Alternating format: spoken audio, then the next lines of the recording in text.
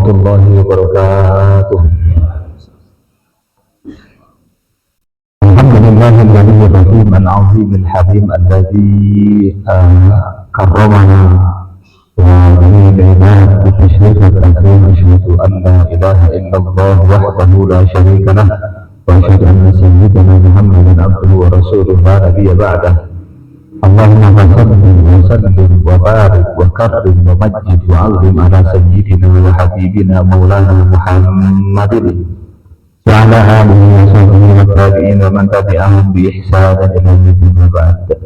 Hadirin qur'an yang muhtaram, para hadirin para hadirat jamaah salat subuh yang dimuliakan Allah, kemudian jamaah kajian tafsir Yasin yang berbiasa kepada kita semuanya. Allah berkahi, Allah limpahkan rahmat, dan Allah panjangkan umurnya, dan Allah lancarkan rezekinya.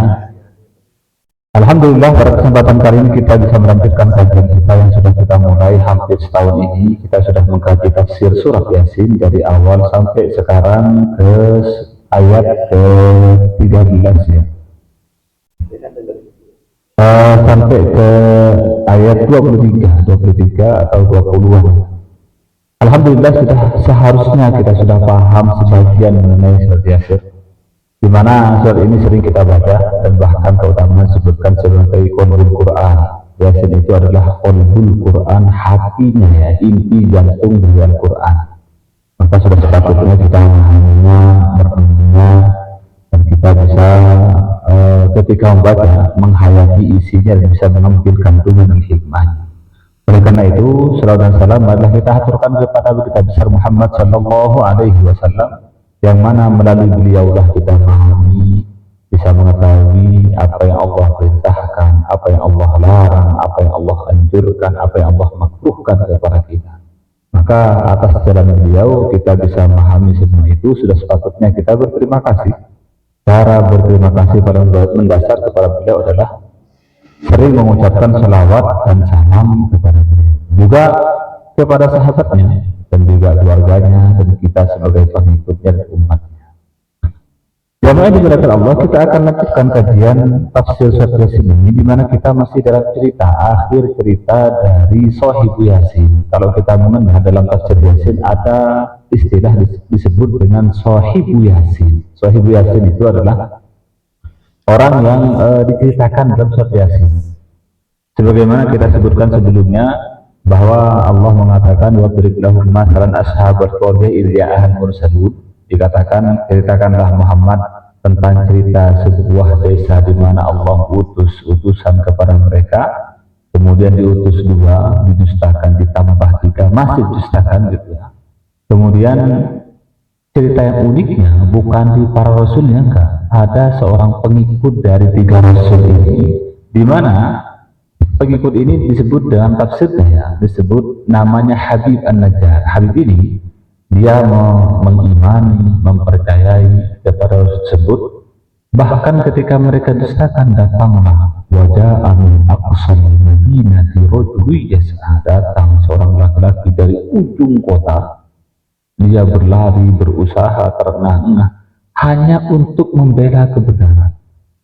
Apa kata dia? Qala ya qaumi ittabi'ul mursalin, kata dia, wahai kaumku, ikutilah rasul-rasul ini. Ittabi'u man la yas'alukum ajra wa hum muhtadun, ikutilah orang-orang yang tidak minta upah, tidak minta balasan. Wa hum muhtadun, mereka mendapatkan hidayah. Tapi pada akhirnya, setelah adu argumentasi, setelah terjadi diskusi, terjadi perdebatan, terjadilah persekusi. Akhirnya terjadi kekerasan Pak ya. Kemudian di akhir kita baca salah satunya ketika dia mengatakan atakhidu min dunihi alihah, apakah saya akan menyembah selain Allah Tuhan-Tuhan yang lain gitu ya. Kemudian terjadi perdebatan lagi sampai akhirnya inni amantu bi rabbikum fasma'un, kata Habib, saya beriman kepada Tuhan Rasul ini, fasma'un, maka dengarkanlah. Kemudian terjadilah yang terjadi. Habib ini dipersekusi, kemudian diintimidasi, bahkan dibunuh. Dalam ceritanya, dalam tafsirnya disebutkan sampai dia dikatakan disalib Pak ya. Jadi dulu itu cara hukuman yang lumrah terjadi di semua tempat ya, di semua kebudayaan kerajaan, cara hukuman yang paling bikin cerah itu adalah disalib. Maka disaliblah Habib ini, kemudian digantung di dekat-dekat pasar gitu ya, itu masuk kota Antokia dan dekat pasar, akhirnya digantung. Tapi uniknya kita akan lanjutkan ya, setelah dia terbunuh Bapak Ibu, kemudian dikatakan qila dkhulil jannah qala ya laita qaumi ya'lamun. Ini penting ya, jadi kita akan bahas bahwa ingat, perjuangan seseorang sesulit apapun, seberat apapun yang dihadapi di medan dakwah, baik itu pendidikan, baik itu dakwah, baik itu berupa agama sosial, apapun yang kita lakukan, pada akhirnya kita akan menghadapi kesulitan yang sama, apa itu meninggal. Resiko terbesar kita yang meninggal. Jadi orang baik ya tetap meninggal, jadi orang jahat yang meninggal. Tapi meninggal bagaimana, itu yang kita harus renungkan. Maka ketika Habib ini terbunuh, kemudian dia disalib, maka kemudian qila dkhulil jannah, dikatakan kepada Habib, masuklah engkau kepada surga wahai Habib. Ini luar biasa. Allah menceritakan qila dkhulil jannah, masuklah kamu kepada surga. Wa adkhalahu Allahul jannata hatta yarzuqa fiha, maka Allah masukkan Habib langsung ke dalam surga sampai Allah berikan rezeki dalam surga tersebut. Gimana ceritanya? Dikatakan falamma azabahu qaumuhu wa sara muhtadiran kashafa Allah taala an basarihi al-ridha wa ra'al jannah. Ketika Habib ini sudah disiksa dan dia sudah ihtidar dalam keadaan sakaratul maut, maka Allah buka penghalang dari dia, Pak. Kemudian dia melihat apa yang Allah janjikan dan melihat surga dan melihat nikmat-nikmat yang Allah berikan kepada dia. Maka dikatakan, ya sahiban nafsil mutmainnah, wahai pemilik jiwa yang tenang ya, udkhulil jannata, maka masuklah kamu ke dalam surga. Wa kun aminan min adzabillahi, maka jadilah kamu orang yang aman dari siksa Allah.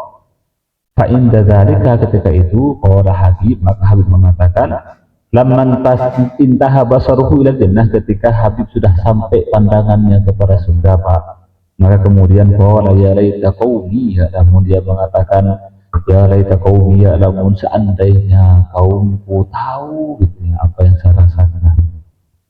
Kalau mereka seandainya tahu apa nikmat yang dijanjikan.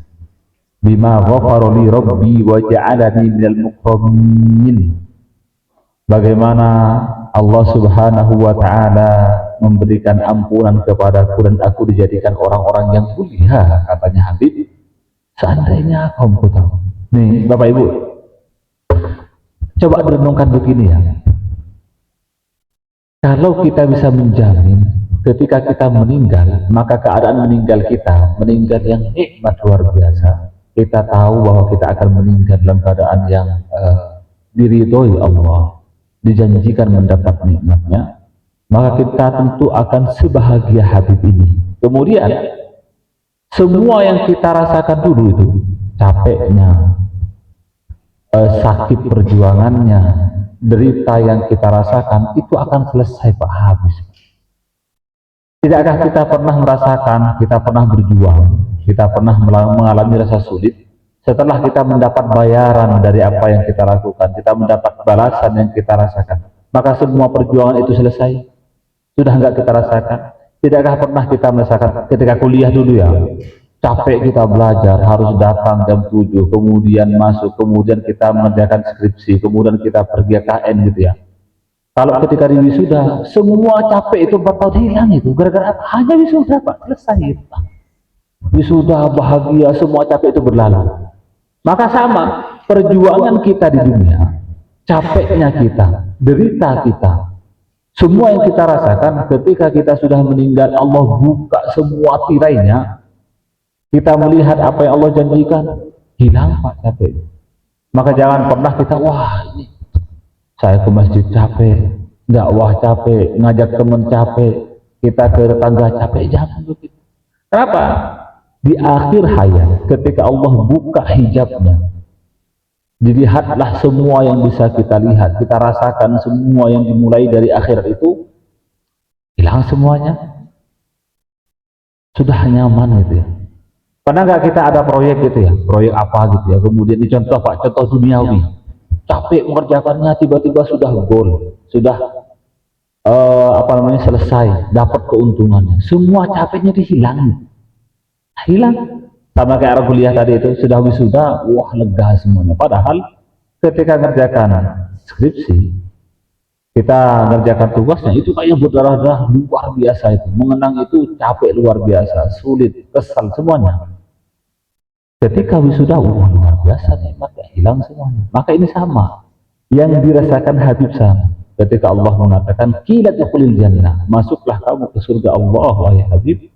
Maka Habibnya luar biasa, Habibnya mengatakan qala ya laita qaumi ya'lamun, seandainya kaumku tahu bima ghafara li rabbi, dengan apa Allah mengampuni, wa ja'alani minal mukramin, dan menjadikanku orang-orang yang mulia.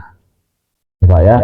Kemudian yang kedua, ciri-ciri orang yang dekat dengan Allah, orang-orang yang disebut dengan waliullah, orang-orang soleh, orang-orang yang taqarrub kepada Allah, dia tidak menyimpan dendam kepada orang lain. Ini Pak sampai dibunuh kok, terbunuh dia. Ketika dia meninggal, apakah ya Allah berdoa hancurkan mereka satu-satu? Enggak, dia tidak begitu. Walaupun nanti lanjutannya Allah Subhanahu wa Ta'ala mengazab kaum tersebut akan hancur, nanti kita akan baca. Tapi apa komentar Habib? Ini luar biasa. Ketika Allah Subhanahu wa Ta'ala mengatakan kepada Habib, masuklah kepada surgaku ya wahai Habib, maka yang dirasakan Habib, enggak, seandainya kaumku tahu apa yang saya rasakan, wah ini pasti mereka tidak akan menyanyiakan dakwah Rasul tersebut. Dan dia tidak dendam, tidak berdoa kemudian ya Allah hancurkan sehancur-hancurnya, ya Allah hinakan sehina-hinanya. Biasanya kalau orang berdoa begitu emosi Pak ya, emosi.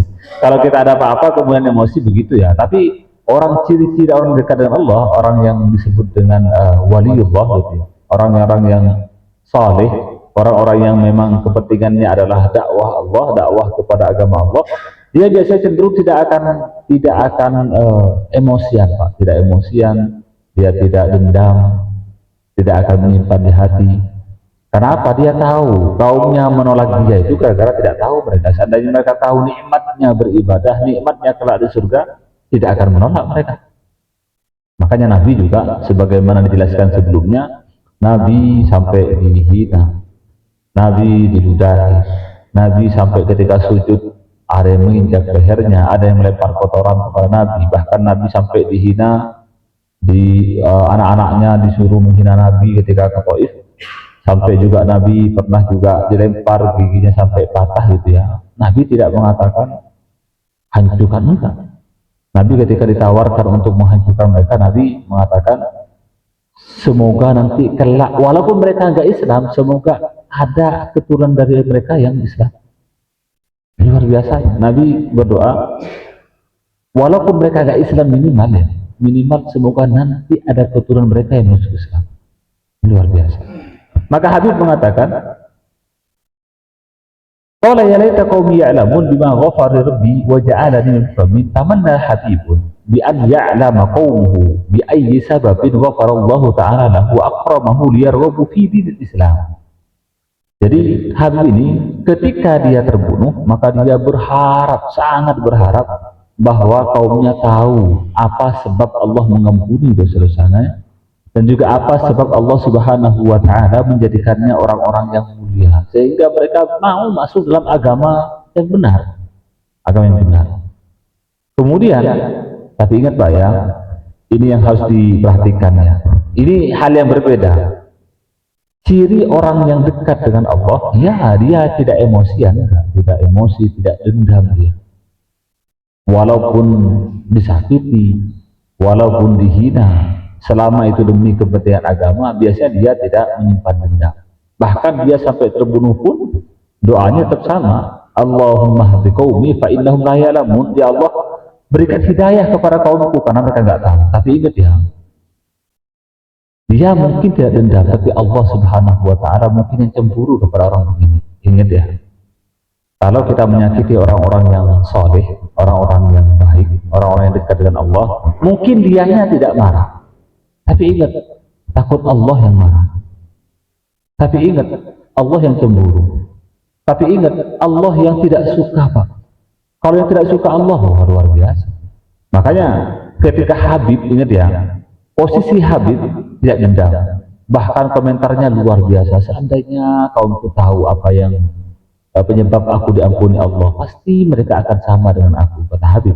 Tapi ingat, Allah Subhanahu wa Ta'ala yang kemudian tidak terima dengan perlakuan kaumnya kepada Habib.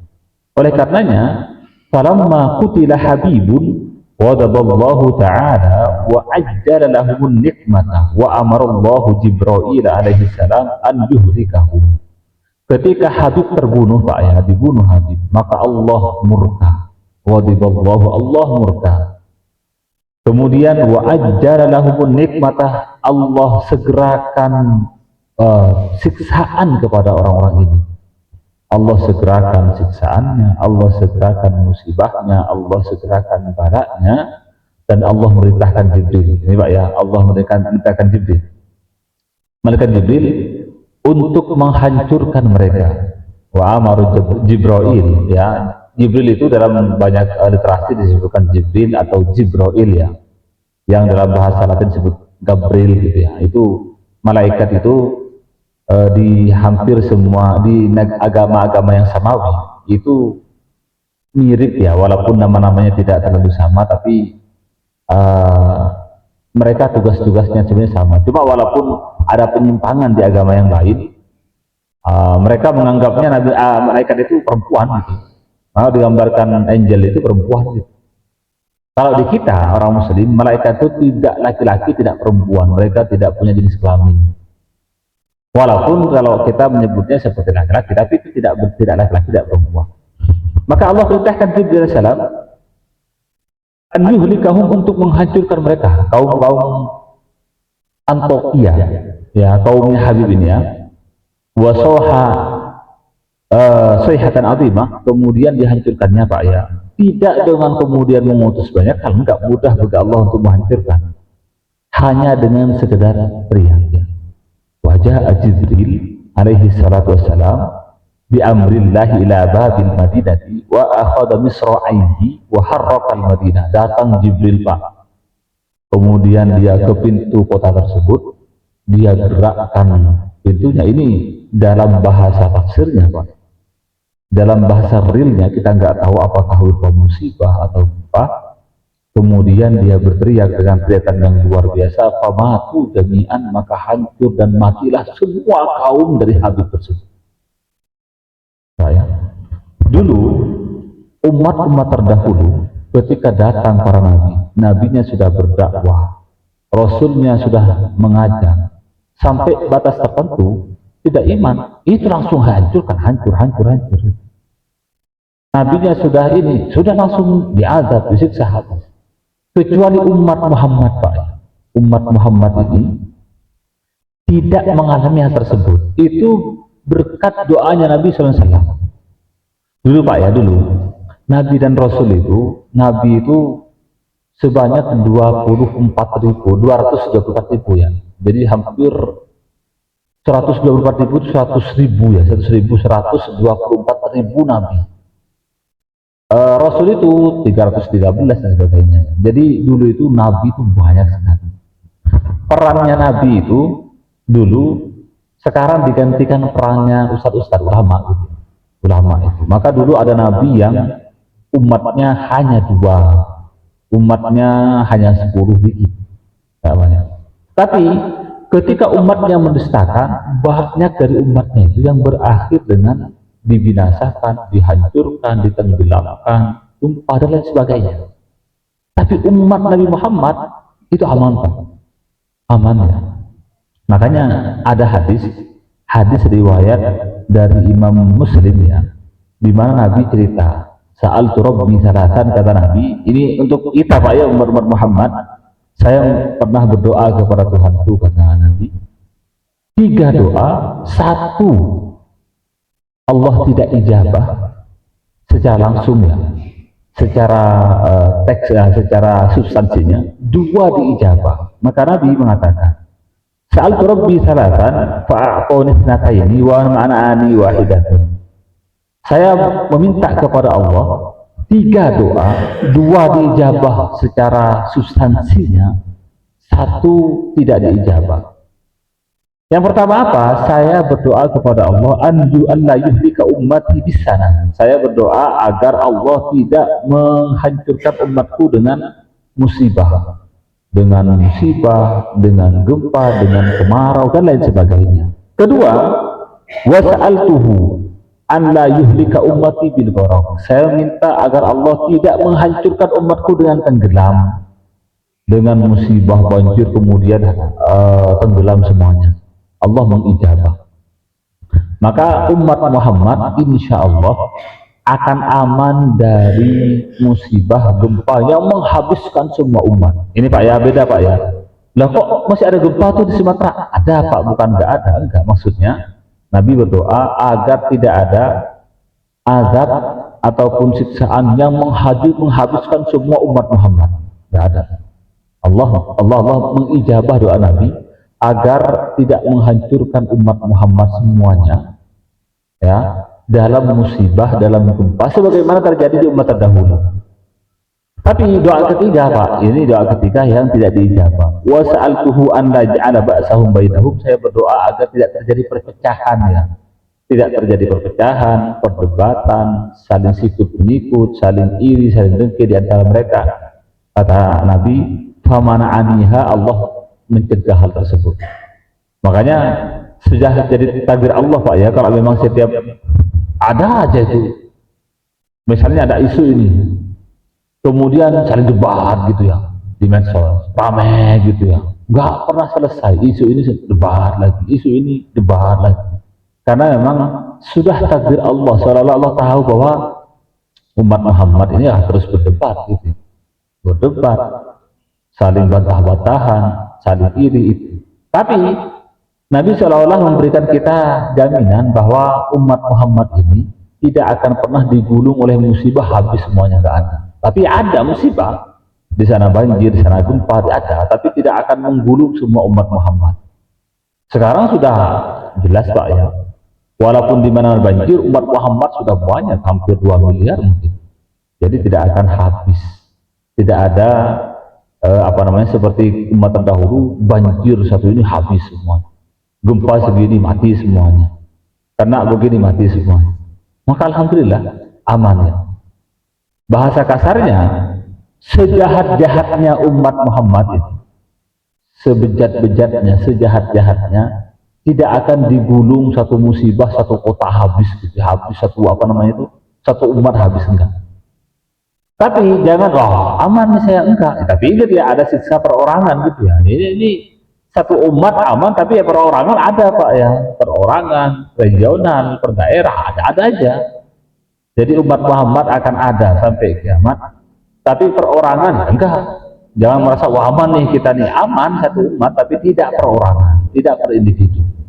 Makanya ketika Allah Subhanahu wa Ta'ala memerintahkan Jibril untuk datang ke Antioquia, kemudian Jibril datang, kemudian Jibril pegang, kemudian digoyang jadi gempa ya, dan dia berteriak dengan suara yang gemuruh luar biasa, maka hancurlah mereka semuanya. Oleh karenanya maka dikatakan, wa ma anzalna ala qaumihi min ba'dihi min jundin minas sama'i ma kunna munzilin, dan tidak kami turunkan kepada kaum Habibnya setelahnya min jundin, dari utusan, minas sama itu langit, wa ma kunna munzilin, dan tidak kami utus, tidak kami turunkan. Ini Pak ya, ketika Allah dijelaskan ya, ketika Allah ingin menghancurkan kaum Habib ini kaumnya ingin dihancurkan, Allah tidak mesti menurunkan, diturunkan satu pasukan lengkap, malaikat berapa, enggak, cukup satu Jibril Pak datang, kemudian digerakkan gempa, kemudian terjadi gemuruh luar biasa, maka hancurlah semuanya. Baik, ada cek ini teksonnya, Masya Allah. Baik ya, jadi artinya apa? Artinya apa? Allah untuk menghancurkan satu kaum tidak butuh untuk mengeluarkan tentara semuanya. Enggak. Cukup satu Jibril sudah. Tapi memang Jibril luar biasa Pak ya. Perlu diingat ya, peran malaikat paling banyak perannya dalam sejarah umat manusia malaikat Jibril. Kalau kita baca literatur Pak ya, literatur yang ada Al-Quran, hadis dan sebagainya, tafsirnya, bahkan di kitab terdahulu, peran malaikat Jibril luar biasa. Jibril ini, malaikat Jibril Pak ya, dia menemani semua kejadian-kejadian penting manusia. Ya. Dari malaikat Jibril ya, sejak Nabi Adam, kejadian penting ada malaikat Jibril. Sampai terakhir Nabi Muhammad, maka tidak ada. Sampai misalnya ketika Nabi Musa gitu ya, Nabi Musa juga perannya malaikat Jibril ada. Gitu. Ketika Nabi Musa dilepaskan, kemudian dia masuk ke Fir'aun, Jibril yang ini. Nabi Isa juga sama. Kemudian perannya Nabi Nuh juga sama. Maka Jibril itu dia memiliki peran dalam sejarah besar-besar umat manusia, Pak. Termasuk kisah Habib ini. Luar biasa. Maka kemudian Allah mengatakan, "Wa ma anzalna 'ala qaumihi," dan kami tidak turunkan atas kaum Habib ini setelahnya satu pasukan penuh gitu ya. Enggak, kami tidak turunkan. Tapi hanya apa? In kanat illa sayhatan wahidatan fa idahum qamidun. Itu ketika menghancurkan satu kota ini tidak lebih dari teriakan Jibril saja. Jibril teriak, hancur semuanya, mati semuanya. Baik. Maka Allah mengatakan, wa ma anzalna 'ala qaumi habibin ba'da mautihi jundan minas sama' liyahlaku qaumuhu wa ma kunna naf'alu hadzal amra fi ilahihim. Kami tidak perlu menurunkan satu truk, satu pasukan penuh untuk menghancurkan kaum ini. Enggak. Cukup dengan satu Jibril dia berteriak, hancur semua. Tapi ya Allah menghendaki itu. Bahkan tanpa Jibril pun juga Allah bisa gitu. Ya, semuanya milik Allah. Semuanya berada di tangan Allah, semuanya berada pada Allah, ya sudah gitu. Kemudian kan Aisyah indana mimma yadunun subhana Allah taala sabab ihlaki faqala taala in kanat illa sayhatan wahidatan fa idahum qamidun. Jadi menghancurkan kota pun bagi Allah yang mudah Pak, tidak perlu mengutus ini. Sekarang kan mau jadi kasus-kasusnya apa Pak, desus-desusnya, isu-isunya mau terjadi perang di Timur Tengah ya. Iran sudah hampir ini oleh Amerika gitu ya. Kemudian Amerika sudah menggerakkan kapal induk gitu. Kapal induk. Sudah berapa, Abraham Lincoln berapa itu yang digerakkan. Iran sudah siap juga dengan sekutunya gitu. Allah untuk menghancurkan satu ini aja, ya nggak usah butuh itu gitu ya. Semuanya milik Allah kan. Ya mudah-mudah saja. Maka Allah menghancurkan kota cukup mengutus Jibril. Cukup Jibrilnya berteriak, bergemuruh, kita hancur semuanya. Maka jangan pernah kita ketika kita menyakiti orang-orang yang dekat dengan Allah, jangan pernah kita merasa aman. Takutnya, pesannya Pak ya, takutnya yang tidak terima itu Allah Subhanahu wa Ta'ala. Mungkin orangnya maafkan, tapi Allah nggak terima.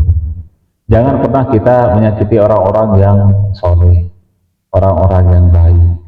Mungkin dianya maafkan, tapi Allah tidak. Di dunia aja Pak, di dunia aja. Ketika sudah terjadi di hukum, di mata hukum, orangnya maafkan, tapi dia bilang begini, kadang-kadang kan, ya saya maafkan, tapi hukum masih tetap berlanjut gitu. Di dunia begitu Pak. Dan mungkin takutnya ketika kita menyakiti orang-orang yang dekat dengan Allah, takutnya Allah yang tidak terima dengan itu. Ini penting. Nah kemudian Jibril berteriak, hancurlah semuanya, dan ini uqubatud dunia. Ini Pak ya, dihancurkan. Ketika hancur semuanya, mereka sudah dibinasa ya. Dan ini merupakan uqubatud dunia. Ini dikatakan ya, uqubatud dunia. Uqubatud dunia itu dia hanya siksaan yang ada di dunia. Di akhirat belum selesai. Ketika kaum Habib yang dihancurkan dengan musibah, kemudian mati semuanya, apakah selesai? Enggak, itu masih bagian dari siksa dunia. Di akhirat, belum lagi di akhirat. Maka berhati-hatilah, jangan sampai kita kemudian disiksa oleh Allah di dunia disiksa, di akhirat disiksa. Walaupun ada juga ya Pak ya, jangan pernah juga kita menganggap oh ini matinya dalam keadaan baik kok dia, nggak pernah sholat, zakat nggak pernah, haji apalagi gitu ya, jahat orangnya, tapi kok rezekinya lancar, rumahnya besar, mobilnya banyak, anaknya sehat gitu ya, bisnisnya juga tetap aman gitu ya. Bagaimana nggak disiksa? Jangan pernah mengukur begitu karena kita tidak tahu, mungkin Allah biarkan dia tenggelam dalam maksiatnya, Allah biarkan dia masuk dalam keburukan nyaman dia, kemudian Allah simpan dosa-dosanya, kelak di akhirat akan ditaburkan kepada dia balasannya. Jadi jangan pernah kita menganggap wah si A ini semakin maksiat kok makin sehat dia gitu, semakin dia jahat semakin sukses kok dia, semakin dia buruk pada orang lain hidupnya nyaman-nyaman aja tuh gak ada apa-apa gitu ya, mana siksanya? Jangan begitu, karena kita tidak tahu, jangan-jangan Allah biarkan hidupnya seperti itu agar dia masuk semakin dalam kemaksiatan, karena di akhirat baru Allah Subhanahu wa taala balas semua yang dia lakukan. Jangan pernah kita menganggap itu baik. Mana kok dia nggak pernah sholat kok, nggak pernah dia berbuat baik, tapi bagus kok, enak kok hidupnya. Jangan begitu, kita nggak tahu. Oleh karenanya kita ambil satu ayat lagi ya. Allah mengatakan, ya hasratan 'alal ibad ma ya'tihim mir rasul illa kanu bihi yastahzi'un. Ya hasratan 'alal ibad. Alangkah besar penyesalan dan kerugiannya ya atas hamba-hamba itu. Jadi ya hasratan 'alal ibad. Dalam Al-Qur'an disebutkan ya hasratan 'alal ibad, betapa rugi, betapa besar penyesalannya gitu ya. Ini tafsirnya qala Ikrimah, ya hasratahum ala anfusihim, betapa ruginya mereka, betapa besar penyesalan mereka pada diri mereka ya. Hasrah ini artinya syiddatun nadamah, penyesalan yang luar biasa. Wa fihi qaulan, Bapak Ibu, ketika kita membaca ayat ya hasratan alal ibad ayat 29 ya, ada dua tafsiran. Sebagian dari mereka mengatakan, yang mengatakan ya hasratan alal ibad ini Allah. Fayaqulu ahaduhuma, yaqulullahu ta'ala ya hasratan wa nadamatan kainatun akaidatan alal ibad yaumal qiyamah. Betapa rugi, betapa menyesal ya mereka kelak pada hari kiamat. Hina lam yu'minu birrusuli, ketika mereka tidak iman pada rasulnya. Jadi kalau kita baca ya hasratan alal ibad, siapa sih yang ngomong ini betapa ruginya, betapa misalnya? Ada yang mengatakan pendapatnya itu adalah Allah yang mengatakan ya hasratan alal ibad. Wakil ada yang mengatakan yang kedua, annahu qaulul halikin. Ini ada yang mengatakan ini kata-kata orang yang celaka tersebut, bukan kata-kata Allah ya, tapi kata-kata orang yang celaka. Mereka mengatakan ya hasratan alal ibad, betapa menyesal, betapa rugi mereka sendiri ya. Saya kok tidak ikut kepada kaum atau rasul-rasul tersebut. Wa qala Abul Aliyah, berkata Abul Aliyah, falamma ayana ahlul madinatil azab qala ya hasratan 'alal ibad, yakni ar-rusul ats-tsalatsa. Ketika sudah terjadi hancur, kemudian kaumnya tersebut melihat siksa tersebut, maka mereka kemudian mengatakan ya hasratan 'alal ibad, sungguh sangat menyesal, sungguh sangat rugi karena tidak mengikuti rasul-rasul yang diperintahkan diutus kepada mereka. Hai sulam yu'minu bihim fatamannaw al-iman hina lam yanfa'hum, ketika mereka tidak beriman dan mereka berupaya, berharap agar mereka bisa beriman. Nah begini Pak ya, ketika terjadi siksa luar biasa, maka terjadi ungkapan ya hasratan alal ibad. Siapa yang bilang ini? Ada dua pendapat. Ada yang mengatakan Allah mengatakan kepada mereka untuk menunjukkan betapa rugi dan menyesalnya mereka. Ada yang mengatakan enggak, ungkapan ini datang dari orang-orang yang dihancurkan. Mereka mengatakan, oh betapa rugi saya, betapa menyesal saya tidak ikut kepada rasul-rasul tersebut. Kemudian ketika sudah terjadi gempa, ketika dihancurkan, maka mereka kemudian berharap, coba dulu saya iman, coba saya dulu mengikuti, coba saya dulu misalnya menjawab dakwah-dakwah rasul tersebut. Maka mereka tidak akan menyesal seperti ini. Ya. Apapun pendapat dari kedua ini menunjukkan penyesalan yang luar biasa bagi orang-orang yang menyia-nyiakan kebaikan. Bapak Ibu, kelak suatu saat kita sendiri akan sampai pada fase di mana kita akan menyesal, kenapa ya dulu saya tidak baik. Mungkin sekarang enggak ya, mungkin sekarang masih tidak. Kelak kita akan sampai pada fase kita akan menyesal, kenapa ya dulu saya tidak berbuat baik, kenapa ya dulu saya lalai, kenapa ya dulu saya tidak sholat, kenapa ya dulu saya tidak istiqomah dalam qiyamul lail dan sebagainya. Akan sampai pada masa ini, pasti kita akan melihat. Maka jangan sampai sekarang ini yang harus diperhatikan. Jangan pernah kita mengatakan diajak orang untuk baik, diajak ke masjid, diajak untuk berbagi, kemudian mengatakan, saya belum dapat hidayah nih, gitu ya. Kan sering kita dengar ya, saya belum dapat hidayah nih, gitu ya. Nantilah kalau sudah ada hidayah, gitu ya. Ini Pak, zahirnya benar, tapi dia mengandung resiko kebahayaan akidah luar biasa. Kan sering kita dengar, wah belum ada hidayah nih, gitu. Wah nunggu hidayah dulu misalnya.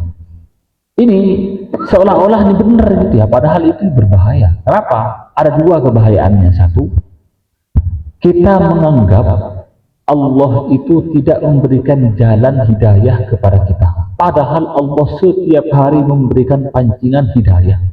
Pentingnya, jadi wah saya nggak dapat hidayah, seolah-olah Allah membiarkan dia tidak mendapat pancingan, padahal Allah mengatakan wa nafsi wa ma sawwaha fa alhamaha fujuraha wa taqwaha, dan jiwa yang diciptakan dan Allah Subhanahu wa taala ilhamkan kepada jiwa manusia fujuraha, keburukannya dan kebaikannya. Maka setiap hari Bapak Ibu pasti ada ajakan baik dan juga ada ajakan buruk dalam diri kita. Jangan pernah kita mengatakan, saya nggak dapat hidayah. Enggak, setiap hari pasti ada ajakan kebaikan dalam hati kita. Kalau bukan dari dalam, dari luar. Ada orang yang ngajak, kita nonton konten yang mengajak kepada kebaikan, ada contoh kebaikan, tapi kita tidak melaksanakannya. Jangan pernah kita menganggap, gak ada hidayah. Ada setiap hari, tapi kita tidak pernah merespon hidayah tersebut. Kita menyalahkan seolah, mana Allah ini gak kasih hidayah. Tiap hari ada kok ajakan, kenapa kamu gak respon? Ada kok ajakan hidayah, kenapa kamu tidak menjawab hal tersebut? Adanya.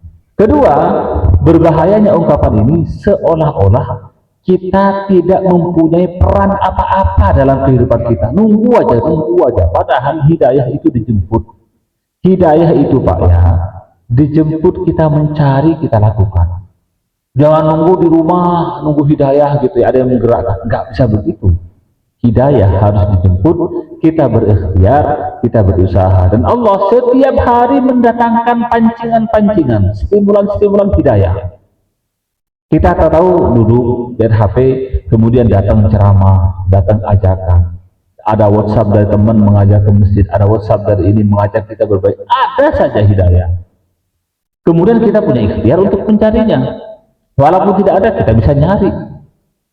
Maka jangan pernah kita mengatakan nunggu hidayah, karena suatu saat kita akan menyesal. Kenapa dulu kok saya tidak baik, kenapa dulu saya tidak istiqomah, kenapa dulu saya tidak mau melakukan ini, kenapa dulu saya tidak begini sebagainya.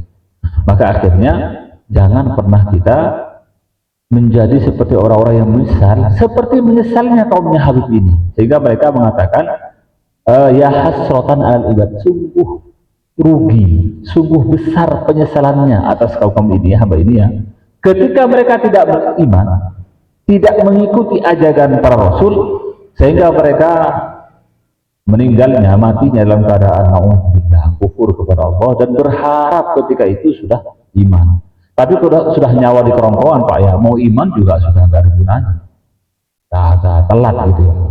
Maka mari kita gunakan kesempatan ini, khususnya antar lagi kita masuk bulan Ramadan ya. Semoga Allah memanjangkan umur kita, semoga Allah senantiasa memberikan kita kesempatan masuk di bulan Ramadan ini, yang mana sudah 2 minggu lagi lah ya Ramadan. Maka mari kita gunakan kesempatannya sebaik-baiknya, kita syukuri kepada Allah agar Allah memberikan kita nikmat-nikmat yang lain. Demikian mungkin yang bisa disampaikan. Kalau ada hal-hal yang ingin disusulkan, ditanyakan di sana. Jadi siapa yang mau bertanya? Ibu-ibu? Ada? Bapak-bapak mungkin? Dari ibu-ibu ada. Masya insyaallah. Ada ibu-ibu? Oh ya.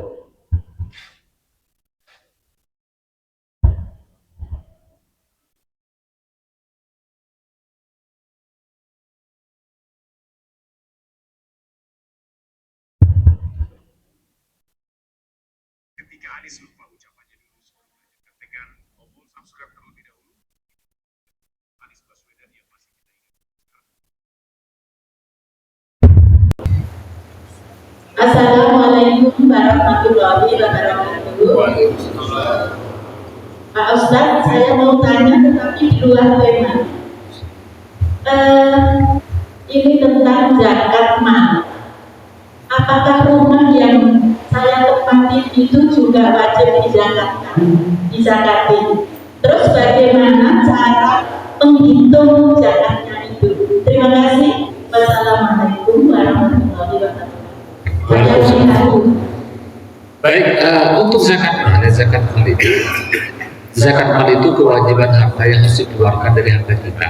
Tapi kan tidak semua harta wajib dikeluarkan zakatnya, ada zakatnya, dan juga tidak semua yang kita miliki harus dikeluarkan zakatnya. Zakatnya sudah tertentu. Pertama, emas dan perak itu dizakatkan gara-gara itu merupakan alat tukar ya, nilai tukar. Maka emas dan perak ini kemudian masuk dalamnya uang, semua mata uangnya, rupiah, dolar, sebagainya dimasukkan. Kemudian ternak, kemudian perdagangan, tambang gitu ya, dan sekarang masuk profesi dan lain sebagainya, ada 6 di pasar. Maka ciri-ciri harta yang masuk dalam zakat mal adalah harta yang bisa berkembang, bisa menghasilkan, dan rumah sebesar apapun tidak masuk dalam zakat. Punya rumah sebesar apapun, kalau nggak punya uang nggak makan. Makanya rumah itu tidak masuk dalam zakat. Besar rumahnya, ya besar, tapi rumah itu tidak menghasilkan apa-apa. Ciri-ciri harta yang dizakatkan adalah harta yang bisa menghasilkan keuntungan bagi kita, diputar, bisa diinvestasikannya. Kalau harta yang tidak bisa menghasilkan, didiamkan gitu ya biasa aja, tidak akan jadi, maka tidak akan mendapatkan tidak ada kewajiban zakat. Rumah tidak wajib zakat, tidak ada kewajiban zakat. Kecuali kalau punya petakan, kontrakan. Nah itu masuknya nanti ke bukan masalah rumahnya, tapi dia ketika dapat penghasilan setiap bulannya, nah itu yang dikenakan zakat. Oh Ustaz, tapi rumahnya mahal nih misalnya. Iya, kalau rumahnya mahal, setelah dijual uangnya dapat, dijual nih misalnya dapat 3M misalnya, baru nanti lulus tahun, 3M ini kemudian dizakatkan, maka rumah tidak wajib zakat. Bahkan di dalam kitab fikih disebutkan ada orang yang rumahnya besar masih berhak mendapatkan zakat. Bukan dia wajib zakat, tapi dia menjadi mustahik zakat. Kenapa? Karena rumah itu sebesar apapun, kalau dia nggak kerja nggak akan makan dia. Makan apanya? Makan batanya. Beda dengan orang yang punya harta yang berkembang tadi, uang, ternak, perdagangan, kemudian tambang gitu ya. Ada 6 jenis juga salah. Itu dia memang hartanya berkembang gitu ya, bisa dikelola, bisa menghasilkan. Maka rumah tidak wajib untuk dizakat. Kalau dijual, nanti hasilnya jadi uang baru, itu yang kemudian jadi objek zakat. Tapi kalau rumahnya itu dikontrakkan dan kemudian setahun itu berlebih nisab, setelah dipotong dari kebutuhan, maka baru kemudian hasilnya, uangnya, hasilnya yang kemudian kena zakat. Terima kasih Ustaz. Baik, masih ada lagi kembali.